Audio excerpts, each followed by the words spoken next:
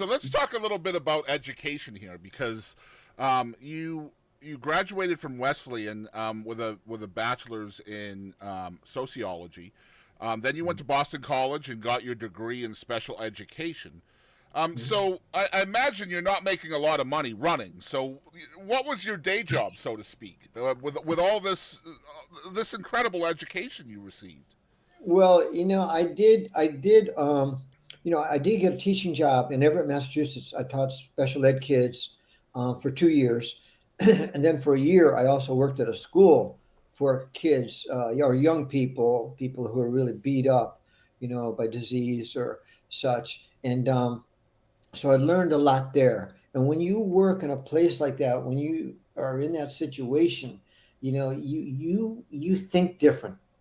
You Hmm. think different for a while. And but finally, what happened to me, Chris, was one of my good buddies was a Boston bartender who became very well known. He was a former Marine and all, and but very focused guy. Started the Falmouth Road Race on Cape Cod and the Holyoke Road Race and Holyoke, Mass.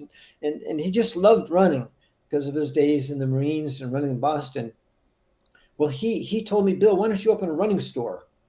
And so in 1977, I ended up doing that. I had family support, and later my brother Charlie came in as the manager, and Jason Kehoe came in as our assistant manager, our childhood friends. Hmm. So, Okay. so it was just fun. We were having fun, Chris. So Really, running was your career as well, wasn't it?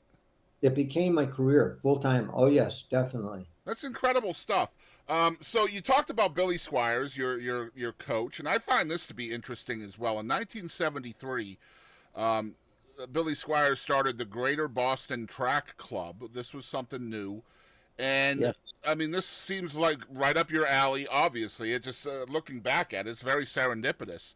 But this is like joining the Red Sox or the Patriots, isn't it?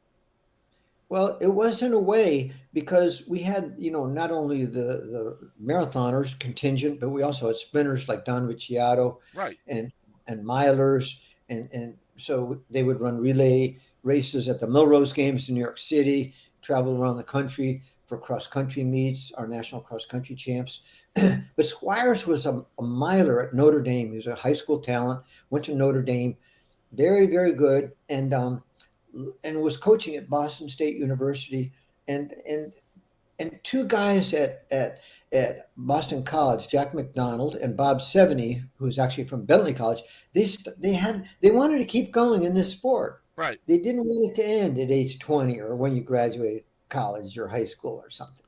So that's what they did, and someone thought of Coach Squires. This you'd have to meet Billy Squires to really get it, but he had a tremendous amount of energy, personal energy, and love of the sport, Mm-hmm. passion for the sport. Yeah, I love that because when you're in a popular sport like baseball, hockey, basketball, football, there are avenues beyond high school, right? You can go to college for those things. You can go to the pros and whatever, but like for the lesser known sports, cross country, amateur wrestling, things like that. Shoot, I Hmm. even like marching band is another good example. Like once school ends, that's it. Like there's no other avenues for you Yeah, as an athlete or a performer in those kind of those avenues. So, it takes somebody like Billy Squires to just come along and say, you know what, I'm going to make a path for this. You know, it's absolutely true. He wasn't paid. We didn't have any money to pay him. right? We were all kind of a little poor, you could Yeah, say, and this is just the way it was. But we all started to succeed working together under Squires. And Greg Meyer went on to win Boston. He got a shoe contract with Brooks Shoe. And all of us others went to New Balance Shoe Company, Bobby Hodge, Jack Foltz, um, Walter Murphy. And so everyone on our team started to succeed. Some made a living at it, hmm, and some, like Fred Doyle, he went on to work with Nike. Mark Duggan went on to work with Nike. They were kind of a new company 40 years ago. So they were getting in the early days of the running boom, yeah, which really started, Chris, in 1972 when American Frank Shorter won the gold medal, the Olympic marathon. yeah, Because most people thought, well, Americans are kind of soft. You know, Yeah. they're not too tough. They don't do really, really well in the marathon, Mm. though some have in the past. But when Frank won in 72 and beat Mama Walde from Ethiopia and this runner and that from England and the Europeans who were supposed to be the best, everyone said, what the heck? Yeah. I love hearing that because, like, just looking back at your career and trying to tell the story of it, there's so much fate involved in your path, right? Like I mentioned, the cross country being picked up by your school, you know, ending up with Billy Squires at the Greater Boston Track Club, like. It just seems like fate brought you to these places along your path, and it's just a cool way of looking at things. You talked about the Olympics, and I want to talk about that a little bit with you too. I feel like you got unlucky in a little way, in kind of a way when it comes to the Olympics, because you again were the best in the world, in my opinion, just from researching you from say 77 to 79. There wasn't too many people better than you. Um, 1980, the Americans didn't go to the Olympics because we were boycotting the Olympics, which is very unlucky for you because that's your prime. And in '76, you were injured, right? You entered the race, but somehow you got injured. Tell us about that. Yeah, what happened was in 76, I made the team. I was 7 seconds behind Frank in our Olympic trials marathon, Eugene, Oregon. And Frank was defending Olympic gold medalist, Right. but I knew I could race with Frank. You know, whether or not you could beat him or not, well, he was a tough customer. He was a very determined guy. And but after I ran that marathon, I ran the Olympic trials 10K, and I think I overdid it there wearing spikes. You know, Hmm. that hard plate in the shoe. And so I hurt my foot, so I stopped doing speed work for about 5 weeks before the Olympic marathon. I lost my sharpest fitness, and my foot hurt some.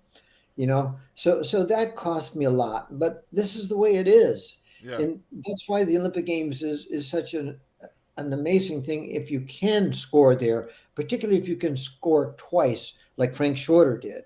You know, he had that whatever it was that the capability to handle anything just about. And but I yes, 1980 President Carter chose the Olympic boycott to kind of make his point against the Soviet Union's invasion of Afghanistan at the time. Right. I was not really mad at President Carter. I liked President Carter tremendously. I actually met him once, and Yeah. he was a runner. He was a runner from his Naval Academy days and everything, you know. So he was, but I think it was more our Olympic Committee. What happened was, you know, the companies that sponsor our Olympic Committee said, "Well, we're not going," and that's the way it was. And then my personal thought, Chris, was if the American people don't want us to go, we shouldn't go. Hmm. The way it is, you know. Yeah. So looking at your career, though, you know, I might just be making up a story here, but I'm going to ask the question anyway to see if I'm right. 76, you have that bad luck at the Olympic Games. And then reading your story, you completely go off after that. Like you literally just go to a different level. You win four straight Boston marathons, or three straight, four wins total from 78 to 80, four straight New York City marathons from 76 to 79. This was all done after the Olympics. So was there like a, you know what, I kind of got screwed at the Olympics. Now I'm not going to let anybody win for a few years. Is that in your mentality? What it was, Chris, because of my Olympic destruction in '76, I the 1976 New York City Marathon was my Olympic race, and Yeah. where I defeated So Edge the Frank Shore. motivation changed, didn't it? Yes, yes. Yeah, you know, there's the hand of fate for everybody in different ways and aspects. And in the sports world, we see it all the time, and that's why the Olympics are so dramatic. You Yeah. know, and you once every 4 years. That's not too often. Come on, Right. Well, I'm a but New very York, I'm a very competitive person. So if that happened to me, I would have yeah, gone to, like, you have two choices at that point, right? You could either get the I feel sorries for myself and just completely shell yourself up, or if you have the competitive spirit, you're going to be like, you know, I'm going to hit a different gear, so to speak, and it's time to really show up or show out. And for me as a competitive guy, man, Yeah, that Olympic experience would really, really drive me to do better. it was very frustrating when I hobbled into the stadium in Montreal, 76. It was getting dark, and I looked up at the stadium. It was just closing up. The Olympics were closing, and there was a big sign that said, "See you in Moscow in 1980." But there was no 1980. Yeah. So I had a little bit of an Olympic jinx, I think. And I But just I I think just you're want to right. tell people out there too. You finished the race in Montreal and you were 40th place, which means Mhm. you were the 40th fastest racer in the world with a self-described injury. That is insane just by itself. But that is failure, isn't it? Well, it was failure, but if you finish, that counts too. Damn So straight it unless does. unless you Yeah.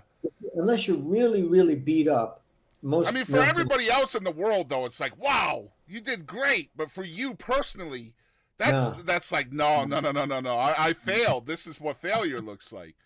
it was what failure looks like. That's Yeah, right. because man, I've seen people, on the podium at different sports that are, they got a bronze medal or a silver medal, and they are absolutely distraught. You know Yeah, what I mean? Because they didn't win. So like, it's like failure is second place sometimes. You know what I mean? it can be. It can be, and it's a hard place to get hit. But I think coming back to New York was starting to flex its muscles. It was the first five borough New York City Marathon, Chris. Yeah. Before it had been four laps of Central Park in September, heat and humidity. Right. I ran one of those and I keeled over at one point. A friend got me up to finish, but those were the bad, hard days of marathoning. Today, marathoning is a much more carefully run and a sport in which we have so much more knowledge and you can do better in. But yeah, definitely New York.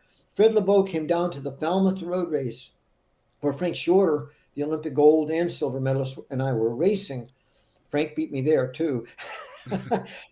But Fred invited us to this new five borough New York City marathon. And we said, yeah, yeah, we'll duke it out there. And Frank was making jokes about, you think you're really going to be able to pull it off to run a marathon through the streets of New York? It's a joke, you know? You can't do that.